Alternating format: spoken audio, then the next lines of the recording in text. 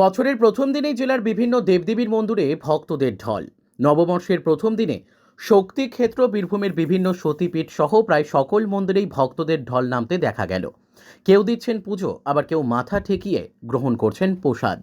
মঙ্গলবার সকাল থেকেই বীরভূমের সিদ্ধপীঠ তারাপীঠের পাশাপাশি সতীপীঠ কঙ্কালীতলা, লাভপুরের ফুল্লরাতলা, নলহাটির নলাটেশ্বরী, সাথিয়ার নন্দিকেশ্বরী ও কীর্ণাহারের ভদ্রকালী, মুন্ডমালিনীর মতো মাতৃমন্দিরেও ভক্তদের আনাগোনা সকাল থেকেই।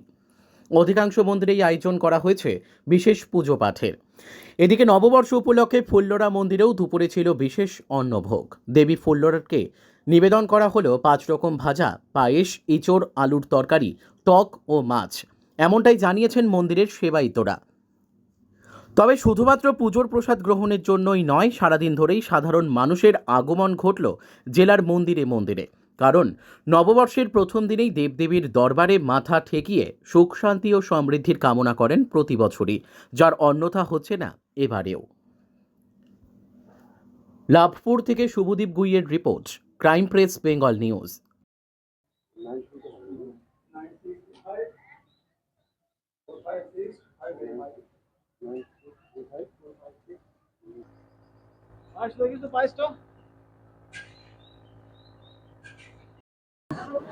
ভিড় প্রত্যেক বছরের মতনই এই বছরেও তাই একই ভিড়।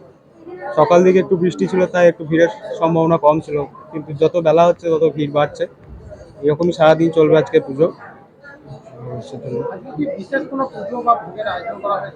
হ্যাঁ, যেহেতু বছরের প্রথম দিন, বাংলা নববর্ষের প্রথম দিন, তাই মায়ের কাছে সকাল থেকে আজকে 5টা থেকে বিশেষ পুজো হচ্ছে এবং বিশেষ ভোগেরও আয়োজন করা হয়েছে। যারা যারা আসবেন যাত্রীরা, তারা আজকে বিশেষ ভোগ লাভ করবেন। অন্যান্য দিনের থেকে আজকের দিনটা একটু স্পেশাল বলেই মনে করা হয়।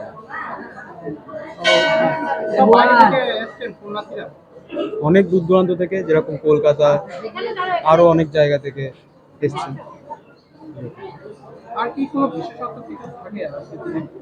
হ্যাঁ, আজকের দিনে যেহেতু বছরটা যদি মাকে দিয়ে কেউ শুরু করে, মাকে দিয়ে বাবাকে দিয়ে যদি কেউ শুরু করে, তাহলে তার নিশ্চয়ই মনস্কামনা পূর্ণ হবে এবং সারা বছরটা তার ভালো চলবে। এটাই বিশ্বাসের উপরে চলছে। আমার নাম নির্মাল্য উকিল। আমি এখন মায়ের মানে পুরোহিত দায়িত্বে আছি, মন্দিরের সেবাইতে। 1432 সূচনা, আজকের উদ্বোধন। মায়ের পুজো দিয়েই আমাদের লাভপুরের ঐতিহ্য একটা আছে, সে আজ থেকে 300-400 বছর আগেকার কথা। তখন থেকেই এই মায়ের উৎসব, এই নববর্ষের দিনে আমরা দেখে আসি। আমরা জন্ম থেকেও দেখেছি। আমার জ্যাঠামশাই কথা সাহিত্যিক তারাশঙ্কর বন্দ্যোপাধ্যায়ও এইসব দিনে এই রকম জায়গায় মায়ের দরবারে এসে উপস্থিত হতে সাত সকালে। তা আজকে সেই বাড়ির পুজো, প্রত্যেকের নামে নামে সংকল্প করে বছরের মায়ের কাছে আমরা কামনা চাই, এবং শুধু আমার নিজের নয়, পরিবারের সকলের, সেই সঙ্গে গ্রামের সকলের, সেই সঙ্গে দেশের মানুষের সকলের, প্রত্যেকে যেন শান্তিতে সুখে বাস করতে পারে এবং মায়ের চরণের স্থান পায় সবশেষে। এইভাবেই এটা অতিক্রম হয়ে আসছে।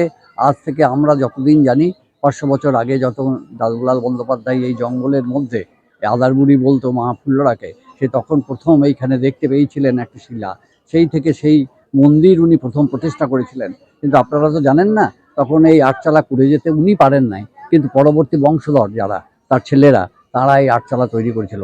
এখন তো আমরা কমিটিতে আছি, আমিও একজন মেম্বার। আমাদের মধ্যে তরুণ, শোভন এবং আমাদের যিনি এমএলএ বিধায়ক, তিনি আমাদেরকে সর্বতভাবে সাহায্য করেন।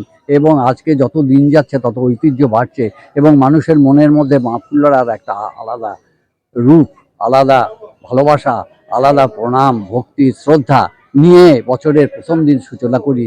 এবং প্রত্যেকটা মানুষকে সঙ্গে নিয়ে, এই যে দূর দূরান্ত থেকে আমাদের যে জায়গাটা পড়ে আছে, এখানে মেলা হয়, সেখানে দেখুন বিভিন্ন জায়গা থেকে বাস এসেছে। এসব কিন্তু এককালে ছিল না। তাঁরাও দূরের লোক, তাঁরাও আজকে আমাদের সঙ্গে সামিল হন এবং মায়ের আজকে আমাদের প্রতিদিনই ভোগরাগ হয় এবং বহু লোক প্রসাদ পান। এখানে 200 থেকে 250 প্রতিদিন নিয়ত।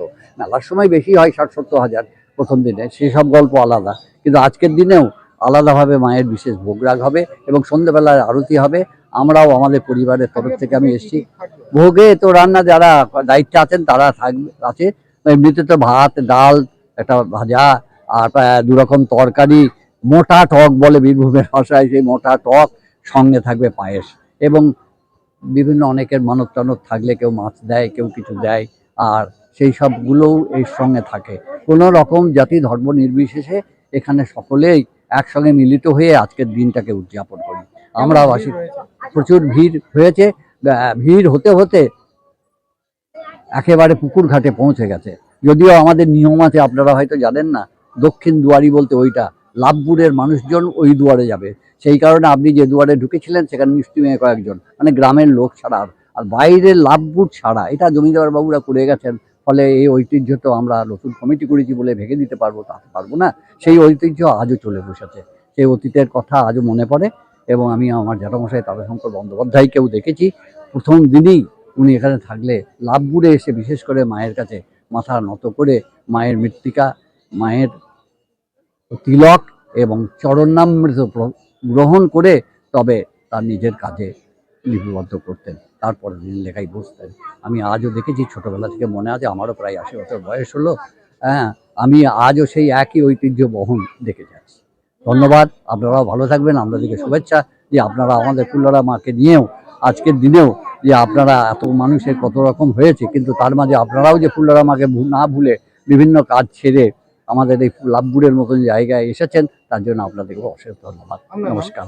আমার নাম বাসুদেব বন্দ্যোপাধ্যায়, আমি কথা সাহিত্যিক তারাশঙ্কর বন্দ্যোপাধ্যায়ের ভাইপো। আমি জন্মভিটেতে বাস করি। আমরা এসেছি কলকাতা থেকে। কেমন ভিড় রয়েছে? ভিড় তো ভালোই চোখে পড়ছে, মোটামুটি বছরের প্রথম দিন, লোকজন অনেক এসছে। যাই হোক, মোটামুটি পুজো ভালোই হচ্ছে আস্তে আস্তে। আমরা কি পুজো দিয়েছেন? হ্যাঁ, আমরা এইমাত্র দিলাম। মানে আজকে এই বছরের প্রথম দিন কেমন ভাবে কাটাবে? এই তো আমরা এখন এখান থেকে ভেবেছি একটু তারাপীঠ যাবো, তারাপীঠ একটু পুজো দেবো, পুজো দিয়ে আমরা আবার বোলপুরে ফিরে আসবো। এই আজকে প্রোগ্রাম আর কি আমাদের। ভিড় রয়েছে? হ্যাঁ, ভিড় তো আছে, আজকে প্রথম দিনে একটু বছরের ভিড় তো হবেই। আপনার নাম? আমার নাম প্রণব দাস।